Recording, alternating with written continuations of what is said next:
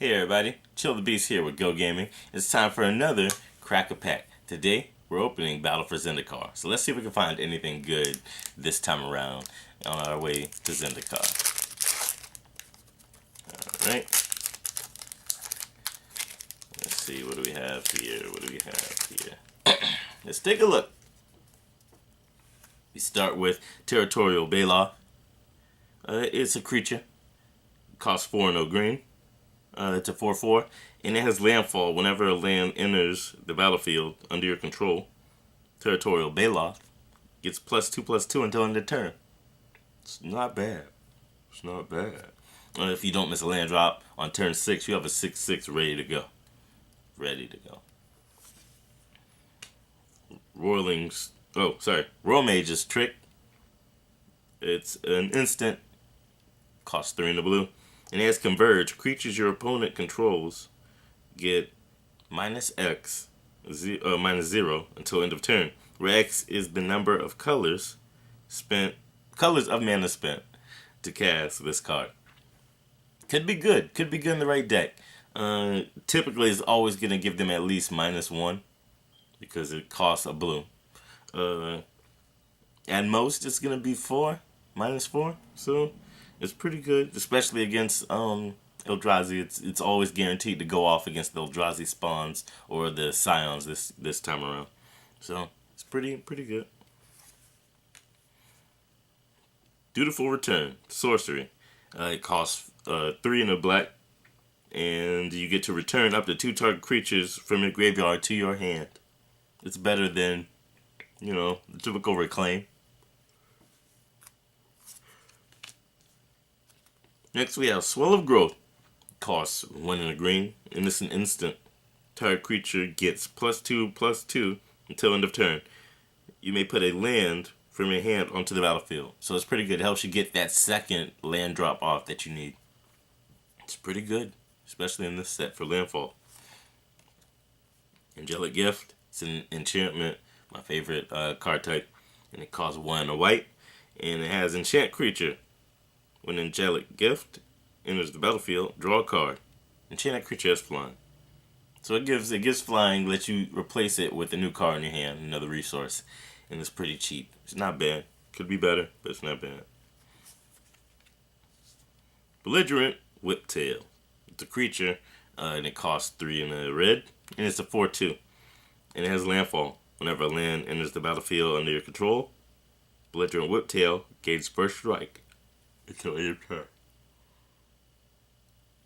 Alright, I'm down.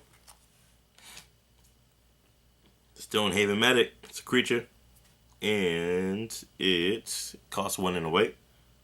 And it has, for the cost of 1 white mana, as well as tapping the medic, you gain 1 life. And life gain's not as good as it could be.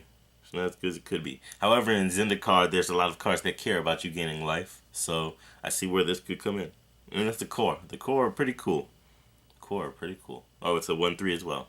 So he can hold back a little bit. He can hold a little defense. Next we have Volcanic Upheaval. 3 in a red. It's an instant. Destroy target land. Now that's interesting.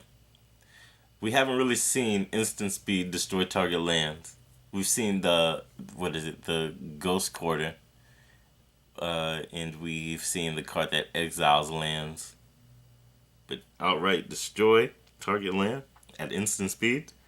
Go ahead, Zendikar, I see you. Making cards we're not supposed to have. Stone Fury. 3 and 2 reds, so you're not really splashing this so much. It's an instant, and Stone Fury deals damage to target creatures equal to the number of lands you control. Okay, more Zendikar goodness. He cares about lands.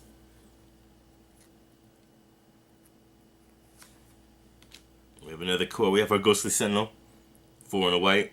It's a creature. It has 3/3. It's a 3 power, 3 toughness. And it has Flying and Vigilance. This is a better Sarah Angel.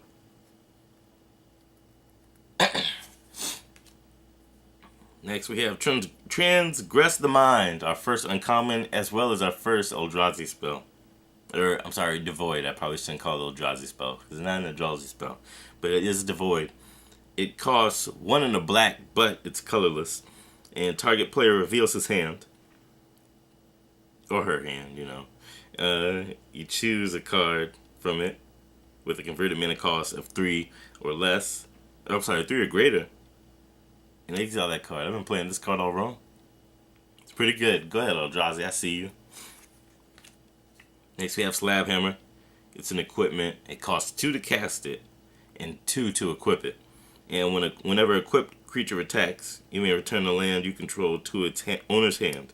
If you do, that creature gets +2/+2 until end of turn.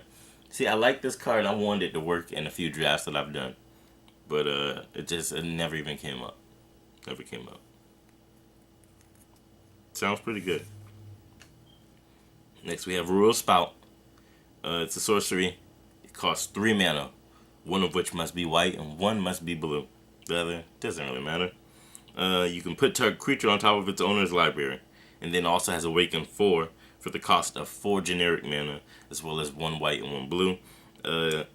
So if you cast a spell for its Awaken cost, which is the 4 white blue, you can also put 4 +1/+1 counters on a land, target land that you control, and it becomes a 0/0 elemental with haste, and it's still a land. So for 6 mana, what you can do is you can remove one of your opponent's blockers and then swing in with the land if it's still untapped. For 4, that's good. That's pretty good, and it's not so bad by itself. We've seen better bounce spells, but it's not too bad. It's worth taking up a spot in your deck. All right, and for our rare, my favorite, everybody's favorite, Aligned Hedron Network. It's an artifact. Artifact is clearly my second favorite card type. It costs 4.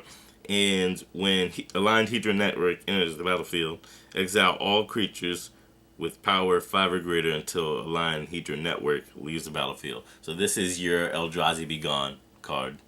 This is your big problem Be Gone card. But if it's destroyed, they're coming right back. And then we have our Full Art Forest and our Core Ally token.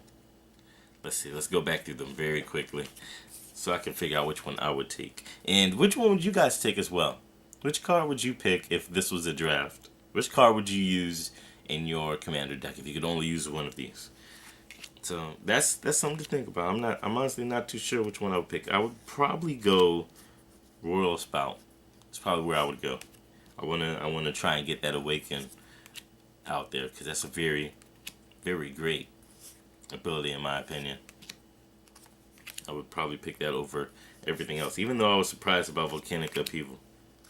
That would probably be my go-to choice. Which card would you pick in a draft? Which one would you build a deck around? Let me know in the comments below. Also, if you'd like to buy a pack and send it to us, you can check out Amazon in our description below. There's a wish list with all of the different packs we'd love to open and showcase for you guys. Alright? This has been Chill Beast with GoGaming. Check you guys next week.